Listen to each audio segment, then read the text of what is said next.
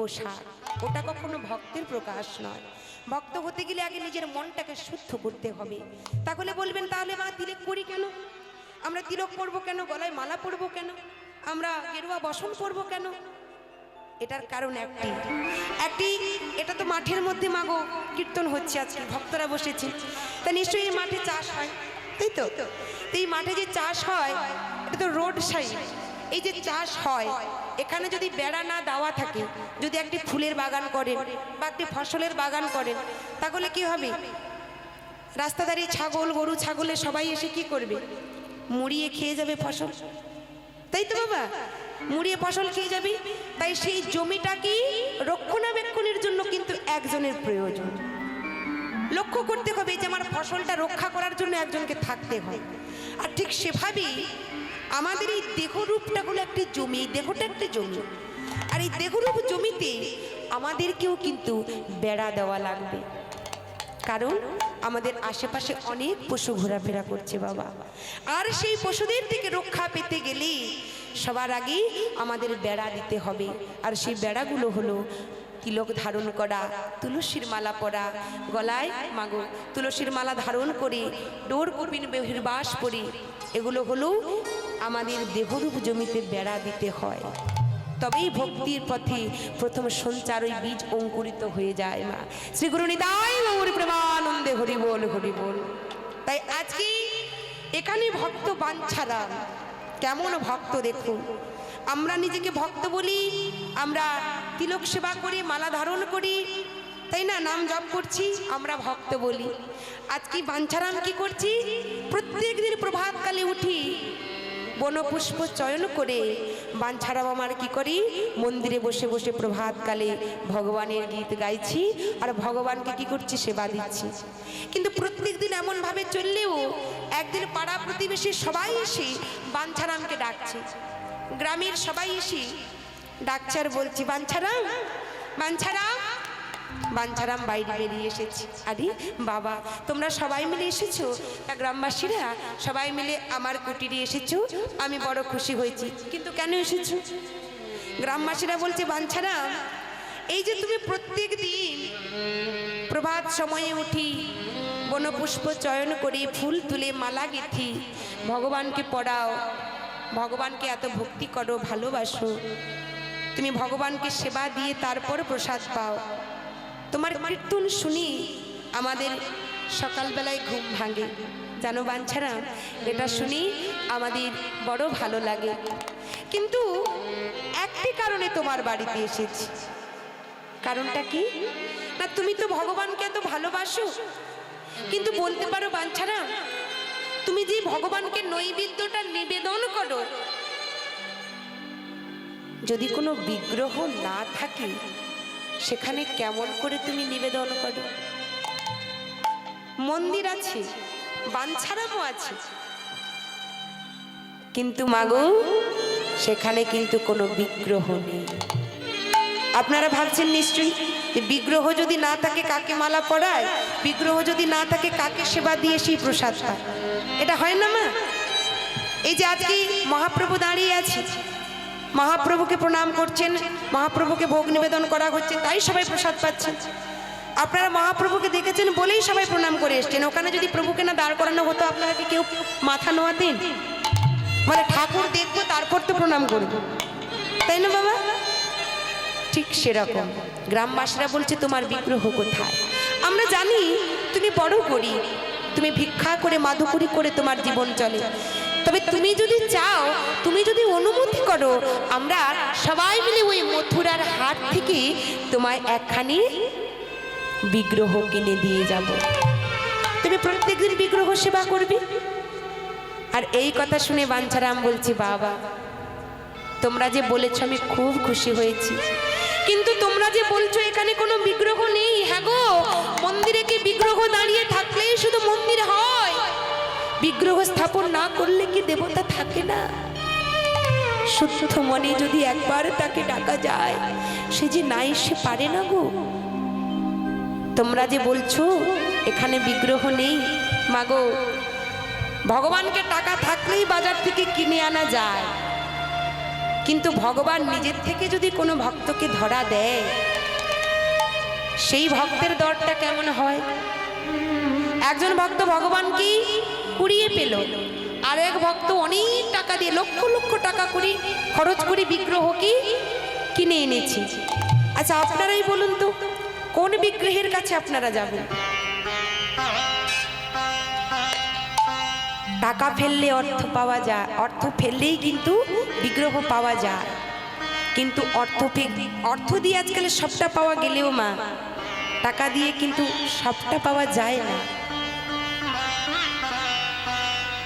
আজকে বাঞ্ছারাম বলছে, তোমরা যে আজকে এমন কথা বলছো, ছোট্ট করে একটি উদাহরণ স্বরূপ বলি বাবা। একজন ভক্ত কালী পুজো করছে, তা সেই যে কালী পুজো করছে সেটা হলো তার বংশ পরম্পরায়। তা বংশ পরম্পরায়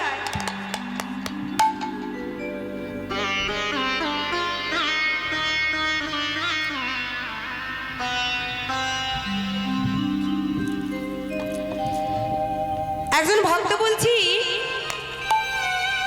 আরেক ভক্ত কি আরেকজন ভক্ত বলছে, আগো বাপ ঠাকুরদার আমলের পুজো, সেই পূর্বপুরুষ থেকে পুজো হয়ে আসছে, তা বহু আমলের কালী পুজো বন্ধ করতেও পারি না। আমি তো দেশে থাকি না, বাইরে থাকি, কাজের ব্যাপারে বিজনেস করি, চাকরি বাকরি খুবই ব্যস্ত, তো এই বছরে একবারই আসি, এই কালী পুজোর সময় এই পুজোটা আমাকেই করতে হয়। কথাটা মন দিয়ে শুনবেন মায়েরা, আমাকেই করতে হয়। বাপ ঠাকুরদার আমলের পুজো, আমি সব ভক্ত সেবা দিই, আমি মায়ের পুজোর সব খরচ সব কিছু দিই। এই যে 10,000 ভক্ত খেয়েছি আমিই তো দিলাম, আর কি চালামি, আমাকেই করতে হয়। বন্ধ করে দিলে লোকের আবার বলবে, আমি ছাড়া আর কি করে হবে, আমি যদি না করে এটা তো বন্ধই হয়ে যাবে। আচ্ছা এবার মায়েরা বাবারা বলুন, আমি কথাটা কতবার এলো? কি বাবা, আমি কথাটা কতবার এলো? মা তখন বলছে, কে তোর টাকা চাইছে বাবা, কে তোকে আমার পুজো করতে বলছে, তোর টাকা তুই ব্যাংকেই জমা রাখ, ও টাকা ডাক্তারেই খাবি। হরি বল গরি বল, কি লাভ এত আত্ম অহংকার করি, এত অভিমান করি, লাভ কি বাবা? কেন? ভক্ত এক পাশে দাঁড়িয়ে বলছি, তুমি যে আমি কথাটা বারবার বলছো, এত ভাবছো কেন? মন তো রে তো ভাবে না কেনে,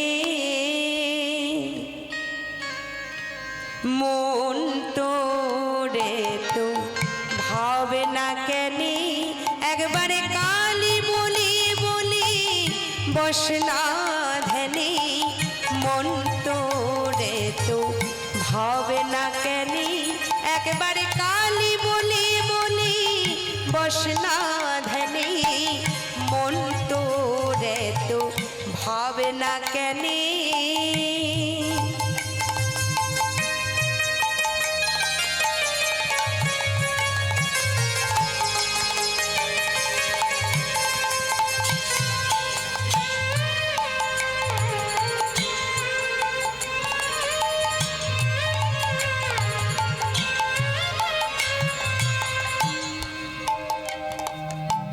ওরে জাগে জমকি করিলে পূজা, ওগো অহংকার হয় মনে মনে, জাগে জমকি করিলে পূজা, অহংকার হয় মনে মনে। কি গো মাইরা বাবা বললেন জাগ জমকে পুজো করছো, কে বলছে আমি 10,000 খাওয়াবো, কেউ বলছো 10,000 ভক্ত খাইয়েছি আমি 20,000 খাওয়াবো, তাই না? টাকা আছে, কে বলছে ও পনির করেছে তো ঠিক আছে আমি পোলাও থেকে সব কিছু করবো। কি লাভ এত কিছু করি? এই যে বাহ্যিক আড়ম্বরী, এটা হচ্ছে আত্ম অহংকার প্রকাশ করা। বলেন এত অহংকারে পুজো করবার দরকার নেই। ভক্ত কি বলছি, ওগো জাগে জমকি করিলে পূজা, অহংকার হয় মনে মনে, জাগে জমকি করিলে পূজা, অহংকার হয় মনে মনে, তুমি লোকি তারি করবি পূজা, জানবি না লোক জগ জনে। Nitai Gour Hari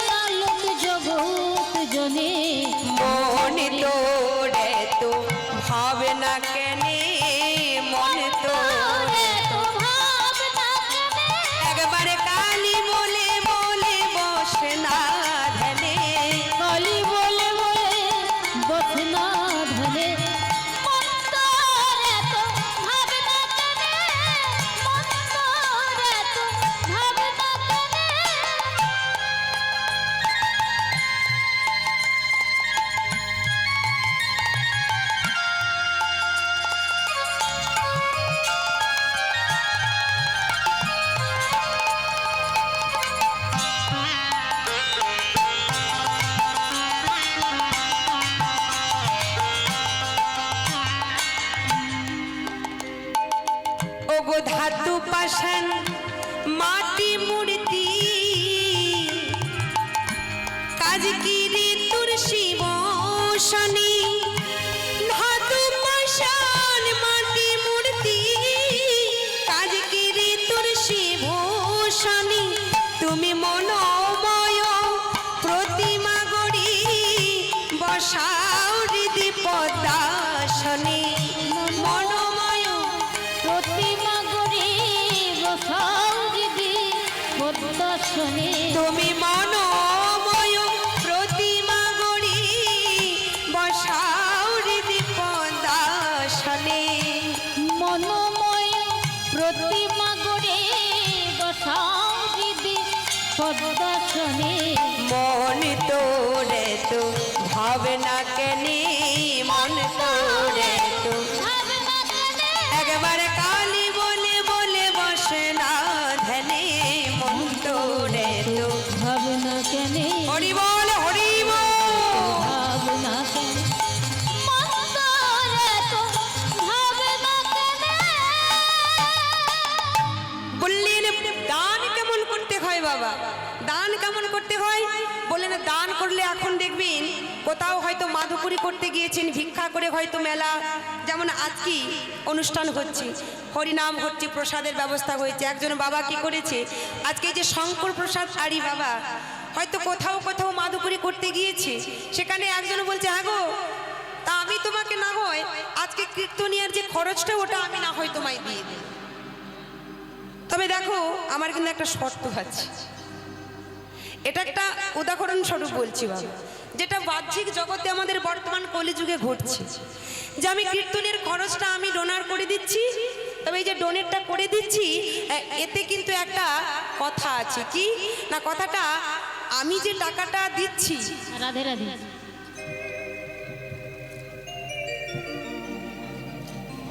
hello hello hello একটু মাপ একটু সময় চেয়ে নিচ্ছি মাফ করবেন আজকে সুধী ভক্ত মণ্ডলী ভক্তিমতী মা বোনেরা আজকে শঙ্কর আড়িবাবুর ব্যবস্থাপনায় আজকের হরিবাসর চলছে আজকের এই হরিবাসরে নদিয়া থেকে আগত শ্রীমতী সোনালী রানী দাস অধিকারী মহোদয়ার সুরলা কণ্ঠে কীর্তন গান পরিবেশ শুনে কীর্তন গান শুনে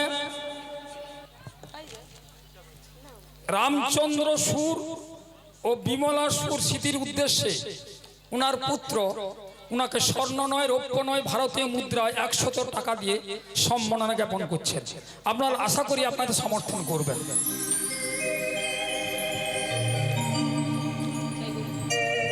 ওই সঙ্গে বলি এখনো যারা প্রসাদ সেবন করেননি আপনারা চলে যান ওখানে প্রসাদ বিতরণ চলছে ওখান থেকে ফিরে এসে আপনারা আবার কীর্তন শ্রবণ করবেন ওই সঙ্গে আরেকটি কথা 2026 সালের 27শে ডিসেম্বর এখানে আমরা কীর্তন গানের জন্য আবার আমরা হরিবাসর করব আমরা দুজন শিল্পীকে চয়েস করেছি অদিতি দাস মুন্সি অদিত মুন্সি এবং সুমন ভট্টাচার্য 27শে ডিসেম্বর ডেটটা হচ্ছে 26 সালে যদি কোনো ভদ্র মহোদয় ওনাদের ডেটটা আমাদের সঙ্গে করে দিতে পারেন আমরা 1,20,000 টাকা পর্যন্ত ওনাকে প্রদান করব অদিতি মুন্সি এবং সুমন ভট্টাচার্য যদি কোনো ভদ্রলোকের পরিচয় থাকে বা জানা থাকে বা এই ডেটে এনে দিতে পারেন কর্তৃপক্ষ মানে শঙ্করবাবু 1,20,000 টাকা পর্যন্ত ওনাকে প্রদান করতে রাজি আছেন ওই সঙ্গে যদি না পান তাহলে আমাদের আরো দুজন বলছি পদ্মপলাশ হালদার এবং শ্যামসুন্দর দাস ওনাকেও 70 থেকে 75,000 টাকা পর্যন্ত উনি প্রদান করবেন যদি কোনো ভদ্র মহোদয়ের জানাশোনা থাকে বা পরিচয় থাকে আপনি এনে দিতে পারেন তাহলে ওই টাকা আপনি প্রদান করবেন তো ডেটটা মনে রাখবেন 2026 সালের 27শে ডিসেম্বর এই ডেটটা হওয়া চাই ধন্যবাদ দেখতে থাকুন আজকের অনুষ্ঠান জয় জয় নিতাই গৌর প্রেমানন্দে হরি বল হরি বল জয় নিতাই সকল ভক্তরা নিশ্চয়ই প্রসাদ পেয়েছেন আরও প্রসাদ পাচ্ছেন তো যারা যারা প্রসাদ পেতে বাকি আছেন প্রসাদ পেয়ে নেবেন কারণ প্রায় 2টো বাজতে যায় ধীরে ধীরে লীলা আমরাও তাড়াতাড়ি লীলার মধ্যে প্রবেশ করেছি এবং লীলা সমাপন করতে হবে তো এই যে আমরা কথাটা কি বলছিলাম মা দান কেমন করতে হয় তাই না তা দান করলে দেখবেন এক হাত দান করছি ডান হাত যদি দান করে বাম হাত কিন্তু জানতে পারে না দানটা কিন্তু এমন হওয়া চাই ওই বাহ্যিক জগতেই সবাইকে বলে বেড়াতে হবে, অ্যানাউন্স করতে হবে অমুক বাবু এত দিয়েছে অমুকের জন্য, বা ঠাকুর সেবার জন্য, প্রভুর সেবার জন্য এত টাকা দান করেছে। এটা কিন্তু কখনো দান বলে না। আমার কথা যদি কেউ কষ্ট পেয়ে থাকেন আমি ক্ষমা চাইছি, কারণ এটা আমি বলছি না, আমি কীর্তনীয় সোনালী অধিকারী বলছি না, এই কথাটা শাস্ত্রসম্মত, শাস্ত্র বলছে যে দান করলে ডান হাত দান করো, বাম হাতটা যেন জানতে না পারে, তবেই সেটা তোমার দান সম্পূর্ণ হলো, না হলে ওই দান অসম্পূর্ণ থেকে যায়। হরি বল, হরি বল। আজকে বাঞ্ছারাম বলছে তোমরা যে আমায় বলেছো মথুরার হাট থেকে কিনে দেবে বিগ্রহ, এটাতে আমি বড় খুশি হয়েছি, তবে ওই বিগ্রহ আমার লাগবে না। কারণ কারণ আমি কোনোদিন কোনো কেনা বিগ্রহের সেবা করব না, বাজার থেকে কিনে আনা বিগ্রহের সেবা করব না। যদি ভগবান সেবা পেতে চায় তো সে নিজে আসবে আমার বাড়িতে। কি মায়েরা বুঝতে পারছেন তো কেমন ভক্ত? আমরা কি করি, ভগবানকে কিনে আনি, অথচ চিত্রপট অন্তত কিনে আনি, চিত্রপট দেখে পুজো করি।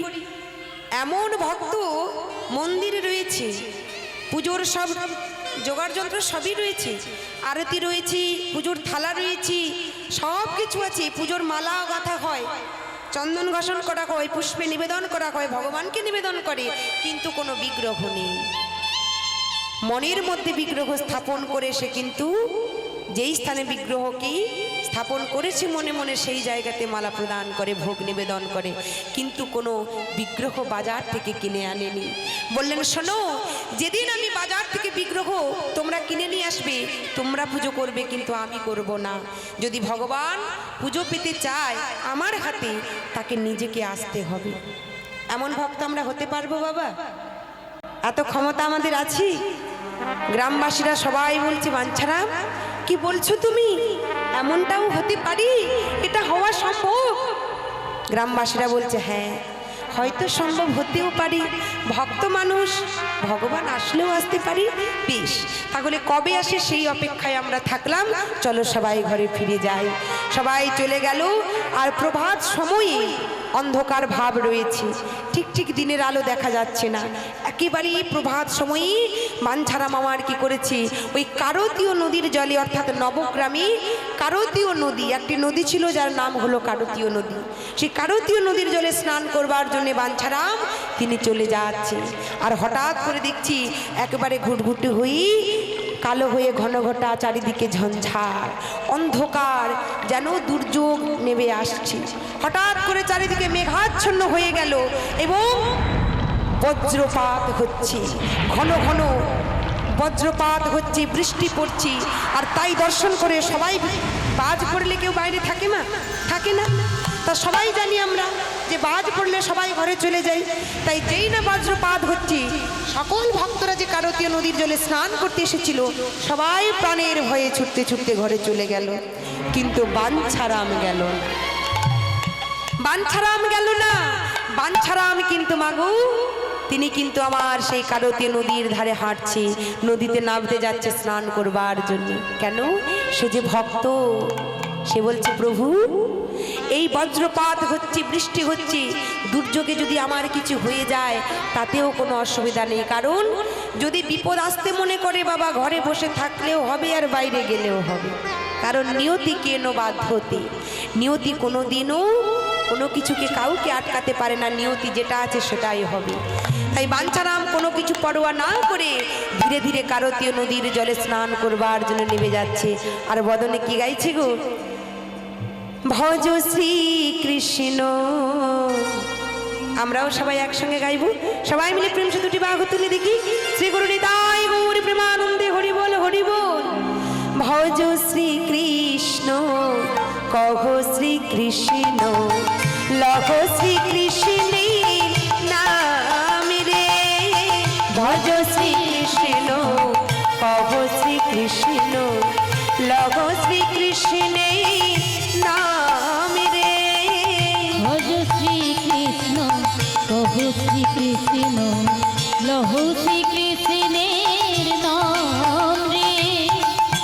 যে জনা শ্রী কৃষ্ণ ভজে সে হয় আমার প্রাণ রে। যে জন শ্রী কৃষ্ণ ভজে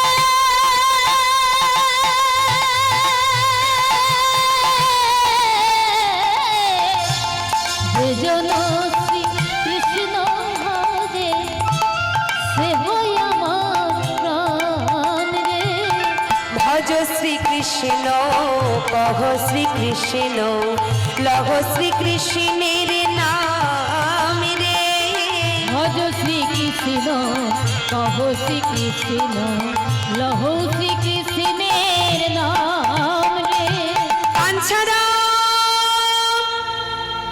বাঞ্ছারা চমকে উঠেছে বাঞ্ছারা, নাম গাইতে গাইতে যাচ্ছে, হঠাৎ করে কে ডেকে উঠলো বাঞ্ছারাম বলি। চমকে উঠেছি, কে ডাকলো আমার? না না না, এই গভীর চারিদিকে এমন বন জঙ্গলে কারতীয় নদীর ধারে কেউ তো কোথাও নেই, শুনশান জায়গাতে শুধু তো আমিই রয়েছি। তাহলে কে ডাকবে আমায়? নিশ্চয়ই আমার শোনা ভুল হয়েছে। আবার যাচ্ছে আর গাইছি, যে জন শ্রী কৃষ্ণ ভজি সে হয় আমার প্রাণ রে। যে জন শ্রী কৃষ্ণ ভজে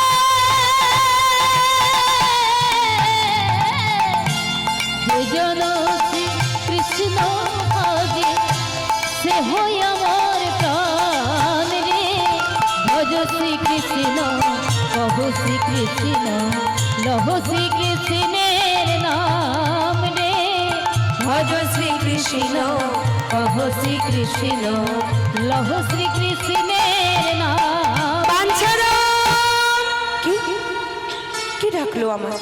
না না না, কে ডাকলো আমার? না না, এবার আমি নিশ্চিত, এবার আমি নিশ্চিত কেউ নিশ্চয়ই আছে যে কিনা আমাকে দেখতে পাচ্ছে, কিন্তু আমি তাকে দেখতে পাচ্ছি না। কিন্তু কে এমন আছে? সঙ্গে সঙ্গে বাঞ্ছারাম ডাকছে, কে গো, কে ডাকছো আমায়? আমি তো তোমায় দেখতে পাচ্ছি না, তুমি আমার সামনে এসো। বাঞ্ছারাম, বাঞ্ছারাম, দেখতে পাবে কি করি? তুমি তো আছো নদীর পাড়ে, অর্থাৎ তুমি জলের ওপর দাঁড়িয়ে আছো। আর আমাকে দেখতে পাবে কি করে? আমি যে আছি জলের নিচে। কি বললি? জলের নিচে? কিন্তু জলের নিচে তো কোনো মানুষের পক্ষে থাকা সম্ভব নয়। কে তুমি? তুমি আর যে হও না কেন, তুমি নিশ্চয়ই কোনো মানুষ হতে পারো না। নিশ্চয়ই তুমি কোনো দৈবিক শক্তি। বলো, তুমি নিশ্চয়ই কোনো গান্ধর্ব বা কিন্নর, কোনো দেবতা। তুমি কে বলো? কোনো মানুষ তো তুমি নয়। তুমি ঠিকই ধরেছ বাঞ্ছারা, তুমি ঠিকই ধরেছ। আমি কোনো মানুষ নই, আমি কোনো দেবতা নই, আমি কোনো যক্ষ রক্ষ কিন্নর নই। তবে আমি কে জানো? আমি হলাম এই লয় প্রলয় সৃষ্টি স্থিতির মালিক, সব কিছুর আমি অধীশ্বর। আমি হলাম পরমাত্মা শ্রী হরি। কি বললি? শ্রী হরি? অর্থাৎ তুমি আমার আরাধ্য দেবতা? না না না, কিন্তু তুমি জলের ভেতর কি করে গেলে? বাঞ্ছারা, সে অনেক কথা। বাঞ্ছারা, আমি তোমায় ডাকলাম কেন জানো? এই জলের ভেতর থেকে আমার বড় কষ্ট হচ্ছে। আমাকে তুমি উদ্ধার করো, আমাকে তুমি উদ্ধার করে নিয়ে গিয়ে তোমার মন্দিরে আমায় স্থাপন করো। আমাকে তুমি সেবা দাও, আমি যে অনেকদিন অভুক্ত রয়েছি। যেই না বলেছে সঙ্গে সঙ্গে বাঞ্ছারাম চমকে উঠেছি। কিন্তু প্রভু, তুমি জলের মধ্যে গেলে কি করে? জানো জানো বাঞ্ছারাম, বৃন্দাবনেরই একজন ভক্ত আমায় সেবা করত। আমার নাম হলো বিনোদ। আর সেই ভক্ত যে আমায় সেবা করত, সেই ভক্ত যখন ধীরে ধীরে বৃদ্ধ হয়ে যায়, যখন আর আমার সেবা করতে পারছে না, তখন আমাকে সেই ভক্ত একদিন স্বপ্নযোগে বলছে, প্রভু ওগো দয়াময়, আমি তো বৃদ্ধ হয়েছি, চোখে ভালো দেখতে পাই না, চরণে ভালো চলতে পারি না, বলতে পারো দয়াময় আমি তোমার সেবা করব কি করে? সেই ভক্তকে আমি আদেশ করেছিলাম, যাও ভক্ত, তুমি ওই কারতীয় নদীর জলে আমায় বিসর্জন করে এসো। যেদিন সময় হবে সেদিন আমি যথা সময়ে আবার তোমার মতো কোনো এক ভক্তের হাতে আমি আবার তার ঘরে গিয়ে প্রতিষ্ঠা হব। তাই সেই দিন থেকে আমি এই কারতীয় জলের নিচে আমি বসে আছি। আমার বড় কষ্ট হচ্ছে জানো বাঞ্ছারাম, আমার না অনেক দিন ধরে আমি ক্ষুধায় রয়েছি, আমাকে নিয়ে গিয়ে তুমি সেবা দাও। সঙ্গে সঙ্গে বাঞ্ছারাম ছুটতে ছুটতে কারোতিয়া নদীর জলে নেমেছে। জলে নেমে যেই না তুলতে যাবি, হঠাৎ করে দাঁড়িয়ে পড়েছে। যেই না দাঁড়িয়ে পড়েছে, সঙ্গে সঙ্গে ভগবান বলছে, কি বাঞ্ছারাম থেমে গেলে কেন? আমায় জল থেকে তোলো। দাঁড়াও প্রভু, তুমি আমায় আদেশ করেছো জল থেকে তোমায় তুলে নিয়ে গিয়ে তোমার পুজো দেওয়ার জন্য, সেবা করবার জন্য, প্রতিষ্ঠা করবার জন্য। কিন্তু তুমি ভেবো না আর 5টা ভক্তের মতো আমিও তেমনই। তুমি ভেবো না আমি আর 5টা ভক্তের মতো। কেন জানো? শোনো, তুমি ভাবছো যে আর 5টা ভক্তের মতো তুমি আমায় বললি, আর আমি শুনে নিলাম, আর তোমাকে তুলে নিয়ে গিয়ে প্রতিষ্ঠা করি। আমি বাড়িতে বাড়িতে চারিদিকে মাদুকুরি করে ভিক্ষা করি, অন্ন ব্যঞ্জন প্রস্তুত করে আমি তোমার সেবা দিলাম, আমি প্রসাদ পেলাম, এটা তুমি ভেবো না। তাহলে তুমি কি চাইছো? শোনো প্রভু, আমি তোমার কথা মানতে পারি, তবে আমারও কিন্তু শর্ত আছে। কি শর্ত? শোনো, আমি তোমায় জল থেকে তুলবো বটে, তবে তোমাকেও কথা দিতে হবে। এই জল থেকে তোমায় আমি যে তুলে নিয়ে যাব, প্রতিষ্ঠা করব, প্রতিষ্ঠা করবার পরই আমি যখন বাড়িতে বাড়িতে ভিক্ষা করি, অন্ন ব্যঞ্জন প্রস্তুত করে তোমায় সেবা দেব,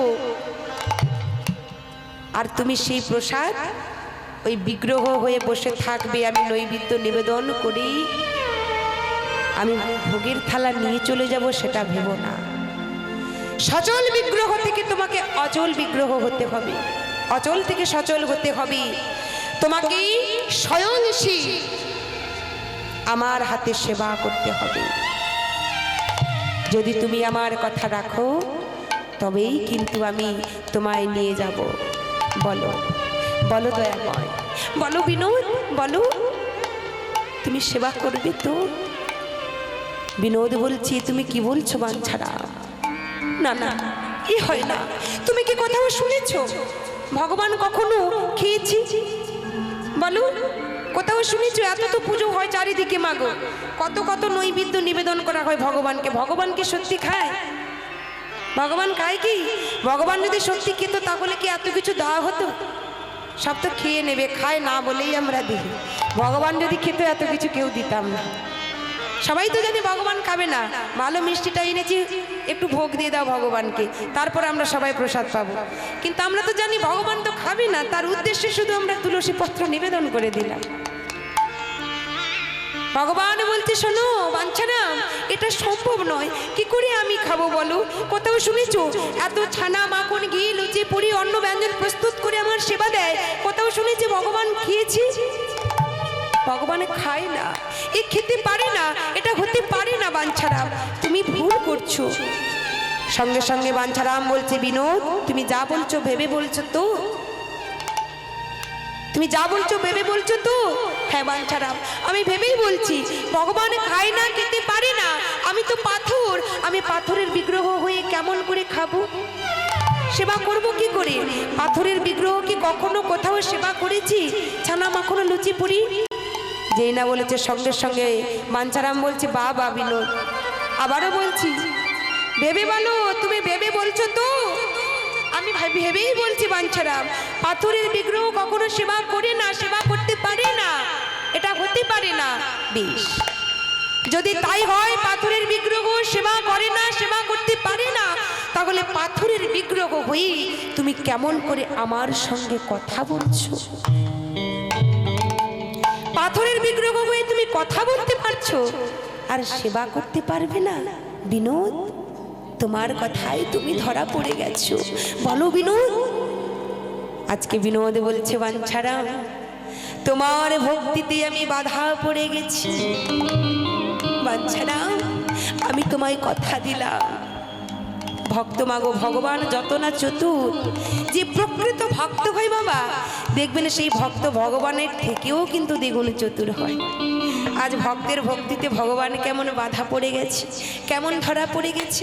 ভগবান বলছে, বেশ বাঞ্ছারাম, আমি কথা দিলাম, আমি কথা দিলাম, তুমি যখন আমাকে ওই চারিদিকে মাধুকুনি করে এনে মন্দিরে যখন ভোগ নিবেদন করবে, সেখানে একটি আসন পাতবি, সেখানে একটি গ্লাসে করে জল দেবে, আর সেই আসনে আমি নয়, সেই আসনে বসবে তুমি। আর সেই আসনে তুমি বসবার পরে কি করবে জানো বাঞ্ছারাম? সেই আসনে বসি তুমি আমায় ডাকবে, হা কৃষ্ণ প্রাণে কৃষ্ণ বলি নয়নের বাড়ি পরিশন করে আমায় ডাকবে। আর আমি কি করবো জানো? আমি ছুটে গিয়ে ছোট্ট গোপাল বেশি তোমার কোলে বসবো। আর তুমি কি করবে জানো বাঞ্ছারাম? সেই বৃন্দাবনে কবে বাবা নন্দ মহারাজ নিজে হাতে আমায় খাইয়ে দিয়েছিল, কবে মা যশোমতী আমায় সেবা দিয়েছিল নিজে হাতে। জানো বাচ্চারা, আজ থেকে তুমি হলে আমার বাবা। কতদিন বাবার হাতে খাইনি, আজ তুমি বাবা হয়ে আমি তোমার ছেলে হলাম। বাবা হয়ে তুমি ছেলেকে নিজে হাতে খাইয়ে দেবে। এই কথা শ্রবণ করে সঙ্গে সঙ্গে বাঞ্ছারাম বলল, বিনোদ, এত দয়া তোমার, এত করুণা তোমার। বিনোদ, তুমি দাঁড়াও বিনোদ, আমি আসছি বিনোদ, আমি এখনই তোমার কাছে আসছি। সঙ্গে সঙ্গে বাঞ্ছারাম আর কোনো কিছু না, কোনো দিকে না তাকিয়ে সঙ্গে সঙ্গে বাঞ্ছারাম কি করেছে মা? সঙ্গে সঙ্গে ওই নদীর জলেই ডুব দিয়েছি। তাই মহাজন এক পাশে কি বলছি, ও গো ডুবে দিয়া নদীর জলে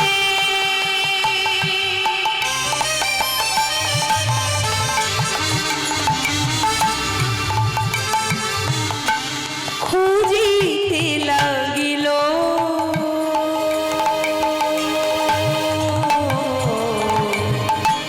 খুঁজিতে লাগিল। ওগো ডুবে দিয়া নদীর জলে, হরি বল হরি বল।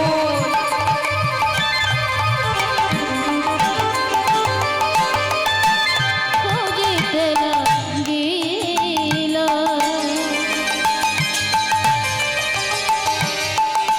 খুঁজিতে লাগিল।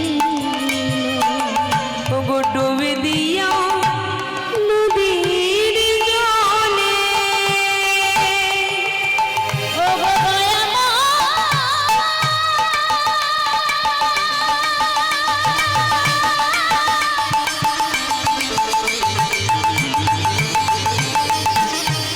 ওগো কৃপা,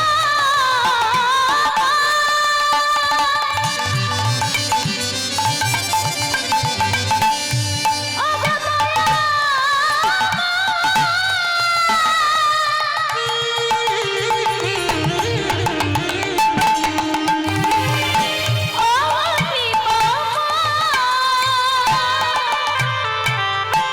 ডুবে দিয়া নদীর জলে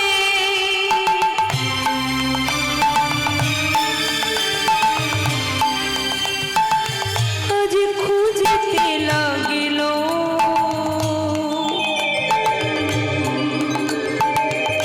খুঁজিতে লাগিল।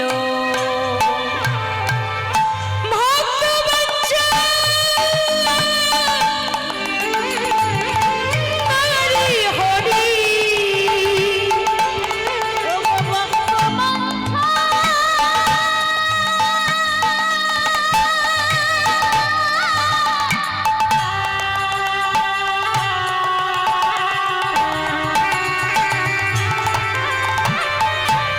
হরি হরি, ভক্তির চরণে ধরিল চরণে ধরিল। ভক্ত আজকে কি হয়েছে মা দেখুন, যেই না ডুব দিয়ে নদীর জলে খোঁজ করছে বাঞ্ছারাম, ভগবানকে ধরা তত সহজ নয় বাবা। কারণ সে যে অধরা, ধরা দিলে তবেই না তাকে ধরা যায়, তবেই না তাকে বাঁধা যায়। ভগবানকে জলে ডুব দিয়ে খুঁজছি, আর ভগবানকে যে খুঁজে পাচ্ছি না, ভগবান কি করেছি, আজকে চরণখানা বাঞ্ছারামের জড়াইয়ে ধরেছি। আর বাঞ্ছারাম আর যেই হঠাৎ করে অঙ্গে যেন কি একটা বেজে উঠলো, হঠাৎ করে যেই চরণে বেজেছি, যেই না চরণ থেকে তুলেছে, জল থেকে তুলে কি দেখছি গো, জল থেকে তুলে দেখছি যে সেই বিনোদ বিগ্রহ আমার চরণ জড়াইয়ে ধরেছিল। চিৎকার করে কাঁদছে, বিনোদকে বলছে, বিনোদ ওগো হায় হায় বিনোদ এ কি হলো, ওগো হায় হায় বিনোদ এ কি হলো, হায় হায় বিনোদ এ কি হলো, ওগো হায় হায় বিনোদ এ কি হলো, বড়ই অপরাধে,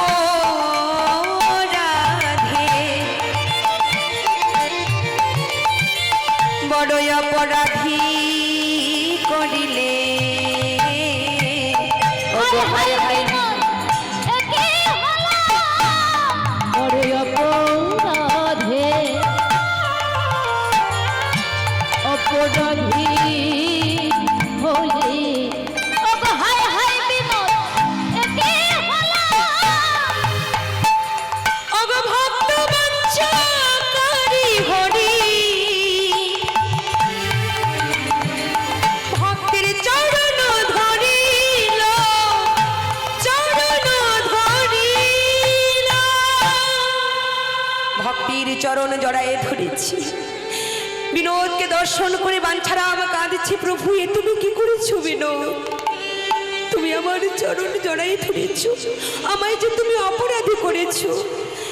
বিনোদ বলছে, কেন কাঁদছো তুমি বাঞ্ছারাম, তুমি জানো না আমি তোমায় কি বলে ডেকেছি, তুমি তো আমার বাবা, আর তুমি যদি আমার বাবা হও আমি তো তোমার সন্তান, সন্তান যত বড়ই হোক না কেন বাবার কাছে তো সে ছোট সব সময়ের জন্য, তাহলে তুমি যদি আমার বাবা হও আমি তোমার চরণ ধরে কি অপরাধ করেছি, তোমার তো কোনো অপরাধ হয়নি, চলো এবার তুমি আমায় নিয়ে চলো।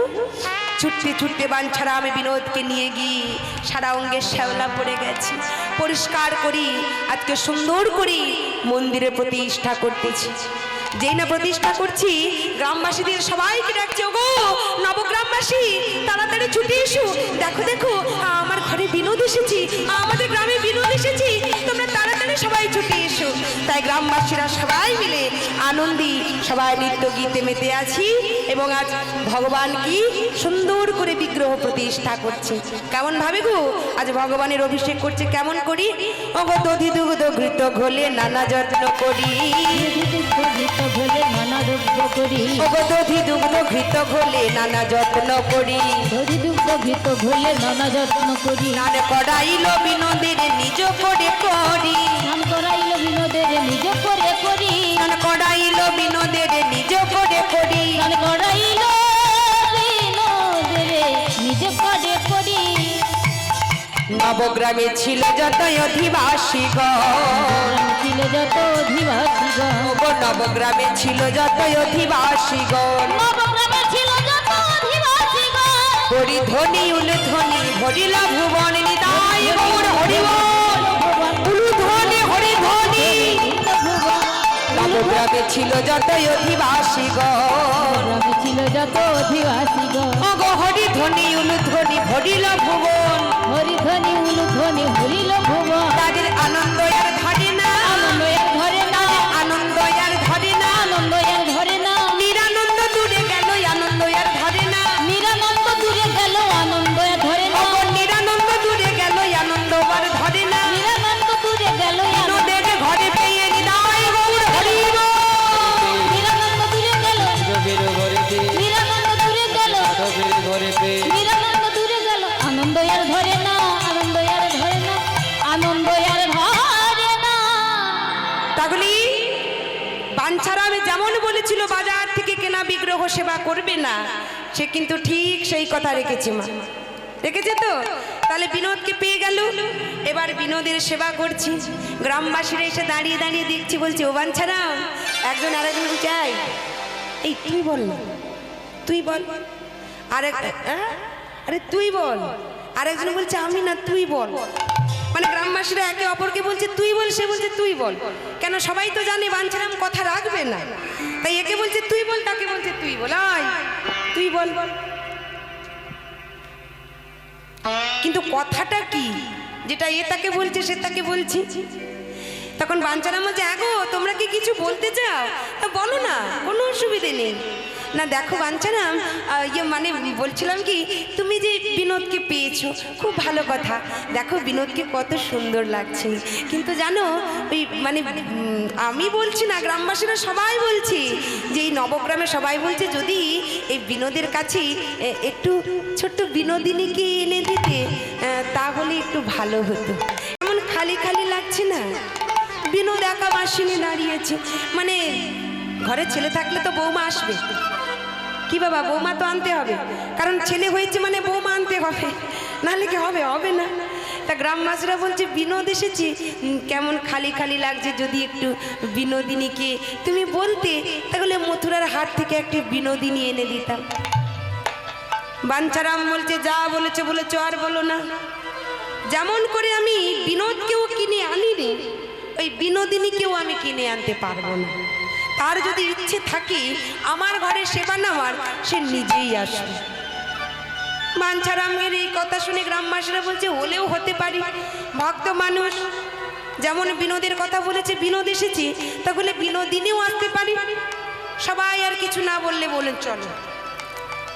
ভগবান মনে মনে ভাবছে মাগো বিনোদ কিন্তু দাঁড়িয়ে আছে, বিনোদ তো বাঁশিনে দাঁড়িয়েছে, তখনও কিন্তু বর বেশে দাঁড়ায়নি, ওই বাঁশিনেই দাঁড়িয়েছে, ত্রিভঙ্গ ভঙ্গি মোটা দাঁড়িয়ে দাঁড়িয়ে ভাবছে যে কেমন বাবার পাল্লাই পড়েছি, যে বাবা আমার কিনা বিয়েই দিতে চায় না। আর ছেলে তো বাবাকে বলতেও পারছে না মুখ ফুটে, বাবা আমার বিয়ে দাও। সম্ভব এখনকার দিনে হয়তো সম্ভব, আগেকার দিনে যেটা হতো না এখনকার দিনে হয়ে যায় মা, খুবই সহজে। হরি বল গলি বল। আজকে ভগবান বলছে বাবা যখন আমার বিয়ে দিতেই চাইছে না, তাহলে আমাকে নিজের ব্যবস্থাটা নিজেকেই করে নিতে হবে। যেমন এখনকার দিনে হচ্ছে, বাবা মা মানে কি হয়েছে, হ্যাঁ ও আত্মীয় স্বজন পাড়া প্রতিবেশী ওদেরকে নিয়ে কি চলবে নাকি? আমি যখন রাজি তুমি যখন রাজি চলবে, মন্দিরে গিয়ে বিয়েটা করে নি। তা ভগবান দাঁড়িয়ে দাঁড়িয়ে ভাবছি বাবা যখন বিয়ে দেবে না, আমাকেই আমার ব্যবস্থাটা করতে হবে। এবার ভগবান কি করেছি, ভগবান আমার ডাক দিলেন সেই গোলকেশ্বরী প্রেমময়ী শ্রীমতী রাধা ঠাকুরানীকে। রাধারানীকে ডাকছি, ও গো রাধে গো,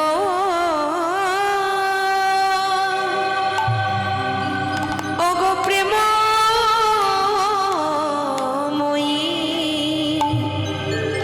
ও গো করুণা করুণাময়ী হে রাধে রাধে। এবার তোমার আসার সময় হয়েছে, এবার তুমি এসো রাধে। এই কথাটা কেন বললো যে আসার সময় হলো? তার মানে বুঝতে হবে রাধারানীকে কথা দেওয়া ছিল, রাধারানীকে কথা দেওয়া ছিল। কবি যেদিন ভগবান কৃষ্ণচন্দ্র কুরুক্ষেত্রের যুদ্ধে সমাপন বাবা, তারপর ভগবান কি করেছিল, সর্বশেষ একটি লীলা করেছিল।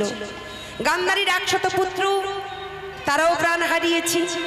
তা কুরুক্ষেত্রের যুদ্ধে যে এত এত লক্ষ লক্ষ সেনা প্রাণ হারিয়েছি, যদু বংশকে ধ্বংস করবার জন্য ভগবান কৃষ্ণচন্দ্র একটি কারণ, যেটা হলো প্রভাস তিথি, যেটা প্রভাস তীরে যজ্ঞ করেছিল।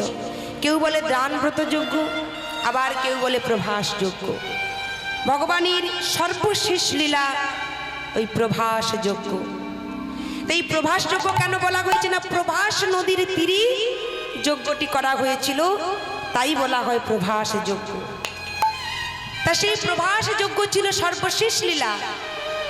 আর যখন ভগবান কৃষ্ণচন্দ্র সেই লীলা সমাপনের পরই, যখন যদুবংশ ধ্বংস হয়েছিল, যখন সমুদ্রের তলায় ওই দ্বারকা নগরী একেবারে সব সমুদ্রের তলায় তলিয়ে গিয়েছিল মা,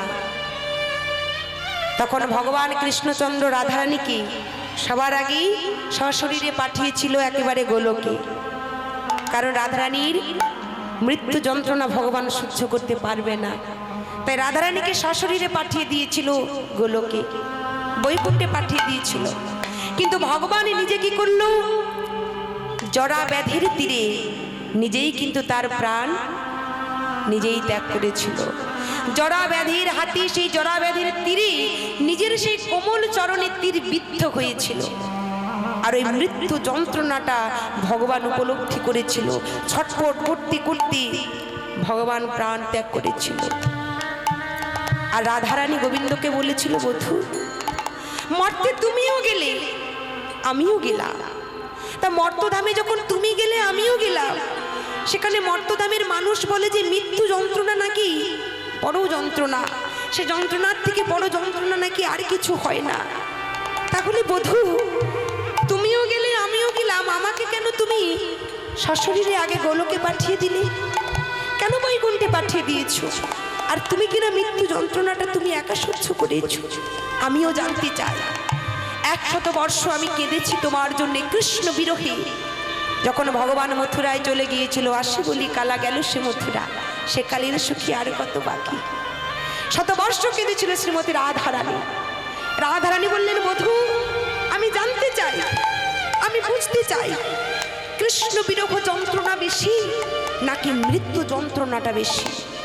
তাই বধূ আমাকে তোমায় কথা দিতে হবে, এই মৃত্যু যন্ত্রণা আমিও বুঝতে চাই কোন যন্ত্রণা বেশি। ভগবান সেদিন কথা দিয়েছিল, রাধি আমি তোমায় কথা দিলাম,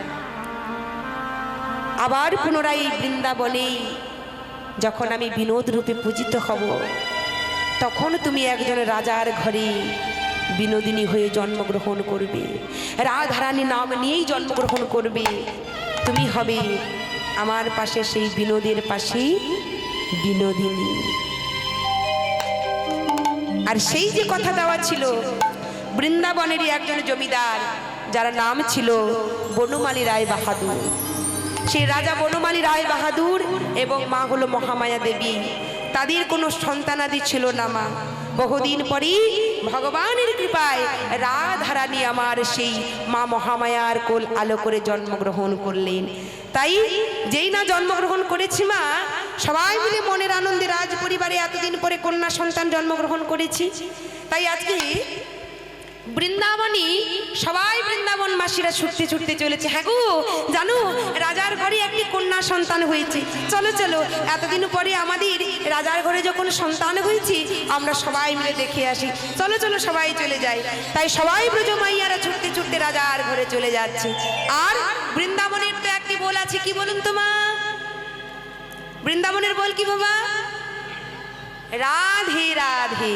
তাহলে সবাই মিলে আমরা কি বলবো? রাধা রানী কি, রাধা রানী কি। একটু জয়টা জোরে হোক, আমি শুনতে পাচ্ছি না, জয় হচ্ছে না ভয় হচ্ছে খুঁজে পাচ্ছি না। দেখি পাশের গ্রাম পর্যন্ত যেন শোনা যায়। দেখি সবাই মিলে রাধা রানী কি, বলি রাধা রানী কি, বলি বাঁকে বিহারী লাল কি, জয় জয় শ্রী রাধে। তাহলে চলুন সবাই মিলে আমরা একটু করতাল দিয়ে রাধা নাম করি। ও গো রাধে রাধে, রাধে রাধে রাধে বলো ও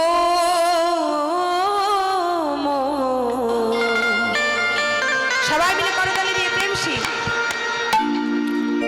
বৃন্দাবনে যে যেতে চাই করতালি দেবী, আর যে দেবে না সে থাকবে, তাই না?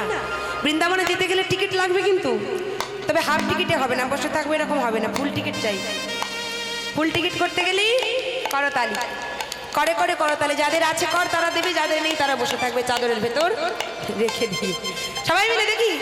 যদি যাবি মধুর বৃন্দাবন, যদি যাবি মধুর বৃন্দাবন, রাধে রাধে ও রাধা রাধা, ও রাধা রাধা রাধা বলো। যদি যাবি মধুর বৃন্দাবন, যদি যাবি মধুর বৃন্দাবন,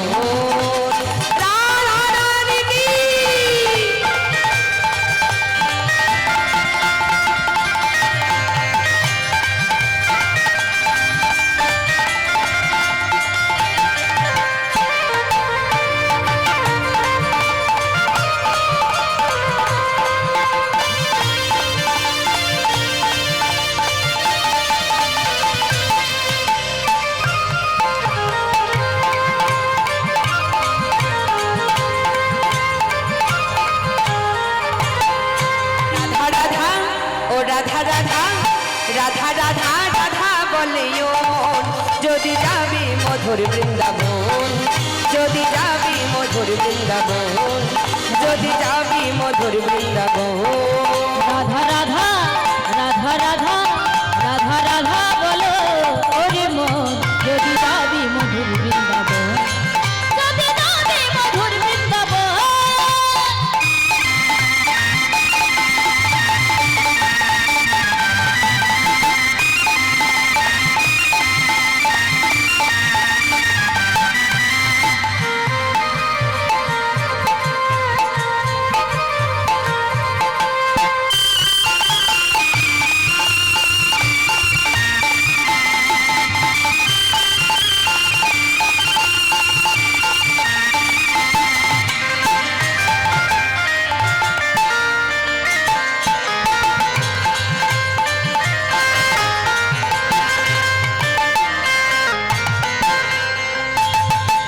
আমার মায়েরা বাবারা যে করতালি দিচ্ছি, আমাদের যে ইউটিউব ভাই, তা ভাই ক্যামেরাটা শুধু আমাদেরকে দিয়ে রাখলে হবে?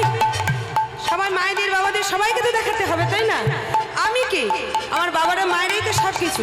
তা ক্যামেরাটা একটু ওদিকে ঘোরাও, সবাই মিলে ভক্তদের দিকে, শুধু আমাকে দেখালে হবে না। ভক্তরাও দেখুক তারা কেমন ভাবে ক্যামেরায় বন্দী হয়েছে।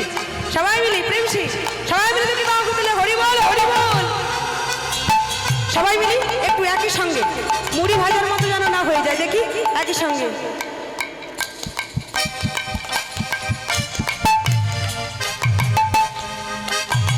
রাধা নামে তরুলতা সবাই বলে রাধা রাধা।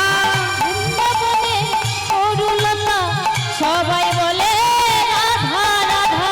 রাধা নামে তরুলতা সবাই বলে রাধা রাধা। রাধা নামে অরুলতা সবাই বলে রাধা রাধা। ও রাধা রাধা রাধা রাধা রাধা রাধা রাধা বলে ও মন, যদি যাবে মধুর বৃন্দাবন, যদি যাবে মধুর বৃন্দাবন। রাধা রাধা রাধা রাধা রাধা রাধা রাধা বলো রে মন,